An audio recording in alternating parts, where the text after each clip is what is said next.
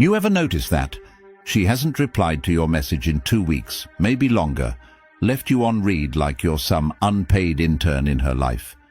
But somehow, magically, she's the first person to watch every single story you post. Even the dumb ones, the one where you filmed your coffee, the one where you shared a quote about healing, the one where you laughed with another girl. She's watching, but she's silent. Why? What does she want? Here's what I'm gonna tell you, and I say this like a friend sitting across from you at 1 a.m., both of us nursing the same kind of heartbreak. She's watching you because she's not over it. But she'll never reach out, because that would mean admitting she still feels something. And in her world, vulnerability isn't romantic. It's risky. Let's unpack this, because once you understand what's really going on here, you'll stop obsessing over the wrong signal and start seeing the bigger picture. 1. She wants the upper hand, even in silence. This might hurt a little, but hear me out. We live in a world where attention is currency, and right now, you're her investment. She doesn't want you back, not fully, but she doesn't want anyone else to have you either. So she lingers, watching, hovering, floating on the edge of your digital life like some beautiful ghost. It's strategic. She gets just enough of you to feel in control, but not enough to be vulnerable. It's emotional insurance. She wants to know you still care, even if she doesn't have to say a word. That way, she wins. You post something that hints you're moving on. She watches twice. You post something sad, something quiet. She knows the door's still open, but she will not reach out. Because to her that would mean surrender. And some people would rather die emotionally than lose control. 2. Her silence isn't always about you. Now, let's be fair. Not everything is manipulation. Sometimes her silence isn't about you at all. It's about her war with herself. She could be battling shame, regret, confusion, feeling like she messed up but not sure how to fix it. So she watches you the way a kid watches a toy they broke, from a distance, hoping it'll fix itself so they don't have to admit they were careless. One guy I talked to, we'll call him Eli, said, "She ghosted me for 3 months but watched every reel I posted. Then I found out she was dealing with depression and didn't know how to explain it." That's real. But the question is, does it change your path? You see, Stoicism isn't about decoding everyone else's emotions. It's about managing your own. It's tempting to think, maybe she still loves me. But the better question is, what do I need to feel whole, regardless of her? 3.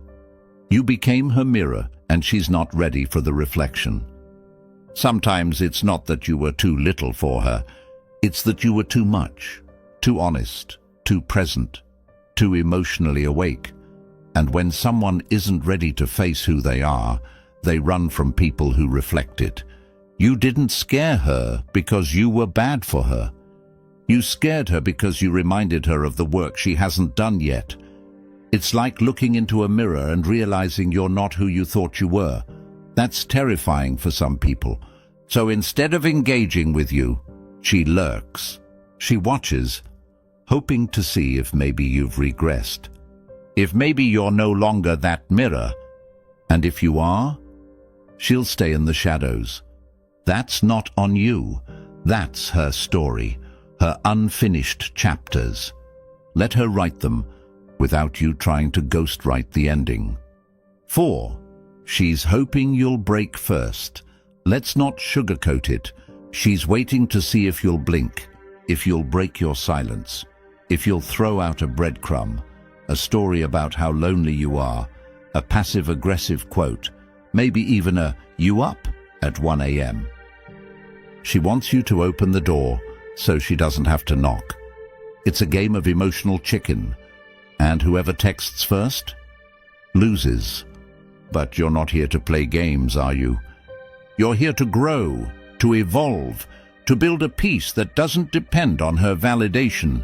This is where Stoicism comes in, not as emotional coldness, but as emotional clarity. You're allowed to feel, you're allowed to miss her, but you're not allowed to betray yourself just to ease someone else's discomfort. Let her keep watching, let her wonder.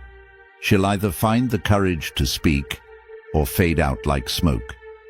Either way, you stay centered. 5. The most stoic move you can make? Here's the hard truth. You're not supposed to wait for her. You're supposed to outgrow the need for her to say anything at all. She's watching you. Cool. Let her. But don't let her be the director of a movie she walked out of. She doesn't get to check in on your progress like a nosy ex-boss and still hold the title of unfinished business. The most powerful stoic thing you can do: live so fully, love so deeply, and move so boldly that even her watching feels irrelevant. Let your growth speak. Let your silence be your message. And if one day she reaches out, don't meet her with bitterness. Meet her with peace, and then decide, not from pain, not from pride, but from power, whether she deserves a chapter in this new story you're writing. She's watching you? Good. Let her. But don't perform. Don't wait. Don't post hoping she'll notice. Live like she's not there. That's not cold. That's growth. That's stoicism.